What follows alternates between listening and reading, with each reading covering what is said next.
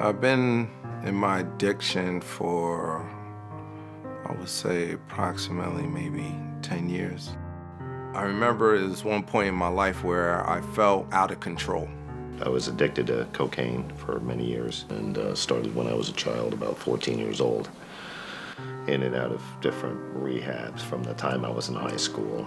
I came to America June 3rd, 1980. My mother actually left my father. I went to college, and that's where my drug use started. Well, I was addicted to crack cocaine, and the Bridgeport Rescue Mission used to come out and feed out in P.T. Barnum where I grew up. One of my girlfriends actually went into the Bridgeport Rescue Mission, and she would always tell me, every time they came out, she would always say, "Wanda, won't you come on, come out?" "Oh, I'm coming." My wife, she got to a point of, she tried everything. And I remember her starting to go to church, and this woman changed. It just got to a point where it just became very convicting. And I remember this day where she came home on her lunch break, and she sat next to me on the bed and said, "Is everything all right?" And I remember just breaking down crying. The addiction took over so much that, I became homeless. My brother David passed away in 2001. Well, 3 years to the day after he passed away, the police picked me up on the side of the street and took me to jail. Thank God. I was so grateful. I leapt for joy that night. And that was the last time that I used cocaine. I came to the Bridgeport Mission from there about 6 weeks later. I had a rough road. I relapsed a couple of times. I was in the hospital. I had tried to commit suicide, and I just cried from everything within inside me. And I said, "God, I give you all of this. I can't do it anymore." I was done with the streets. I was done with everything. I didn't want that life anymore. Through the years in college, it just got worse and worse. I just could not stop using. I felt as if my whole entire life was in a brown paper bag. I had turned my back on everything that I knew, everybody that I knew, and I ended up at the mission. I was going to the store, me and another girlfriend, and Nancy and Lisa and a few other women were out there feeding. As I was walking away, Nancy yells to me and says, "Wanda, God loves you." I've heard God loves me 1,000 times, but that one day, it changed everything within me. And I went to the rescue mission, and it changed my life. The most thing that was very impressive is that they just took me in. There was no, "We need money for this," or anything. There was just, "Are you willing?" And that was just the beginning of God really spending time with me and really showing me some things. I learned how to deal with the problems that I had, that I didn't know I had. They were there, but they had been there for so long that I didn't know, what made me get high. But through this program, I learned how to deal with life. I had no idea who God was and how much He loved me. So, and I know I get emotional about it, but that's where I learned. And although I grew up and my parents sent me to Sunday school, I never understood the depth of how much Christ loved Norma, how much He died for Norma, how much He cared for Norma so that Norma would not do the things Norma just found herself doing. I'm living a different life, a life that was not possible when I walked through the doors here. I was able to be part of my father's life the last 4 years of his life and help him, until he was age 87, but, he said I was a miracle.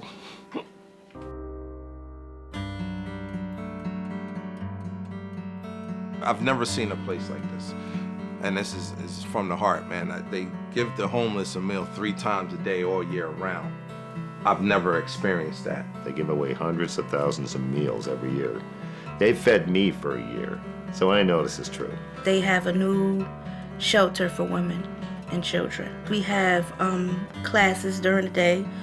We have Bible studies. We have chapel every night at 7 o'clock. We do jewelry classes. Some ladies come in and do our nails. The clothing ministry, the food ministry, the pantry boxes.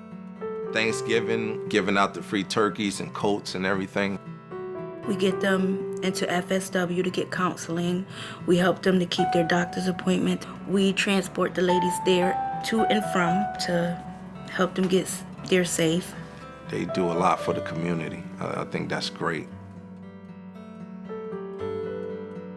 People who donate to the mission, they help with putting a roof over someone's head who has been drug addicted and in the streets, a bed to sleep in comfortably at night and feel safe, food on the table every day, deodorant, soap, toothbrush, things that people don't think twice of. You know, that means so much. If you're looking to give to someone's life to help them, every life that comes through here is an opportunity. It's someone who needs, someone who's crying for help that comes in here. That person is just like me. I know for a fact that it changed lives. I don't have to ask my neighbor or my cousin or my brother or my sister. I know firsthand. I had no insurance. I had no ID. I had nothing. And if it wasn't for the donators and the volunteers, I wouldn't have been able to be accepted. The Bridgeport Rescue Mission always needs people and volunteers too, not just money. But it does take money to make the world go around. It does take money to have things happen here. It takes money just to go get gasoline, to go get some of the food that's being donated from other stores around here. I would rather give money to the Bridgeport Rescue Mission because I actually seen where this money is going.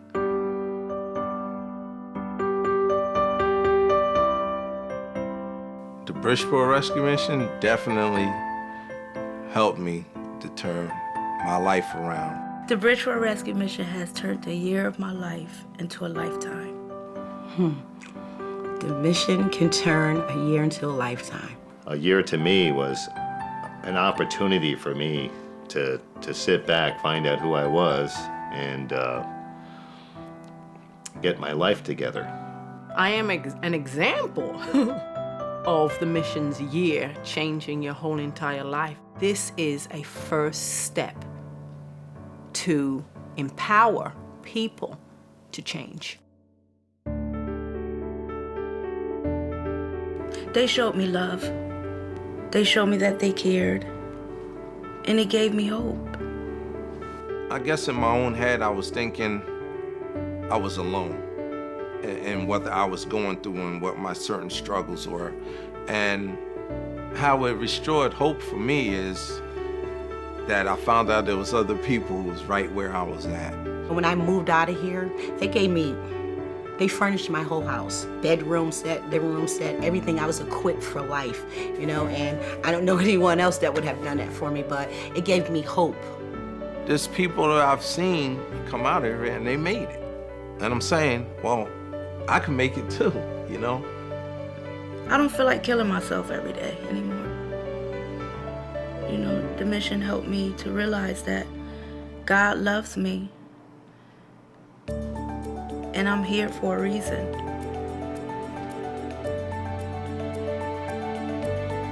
If you haven't been part of our past, if you haven't been a part of what the Bridgeport Rescue Mission is doing, can you please be part of our future? I truly encourage you today that just be a part of the future of what Bridgeport Rescue Mission is about.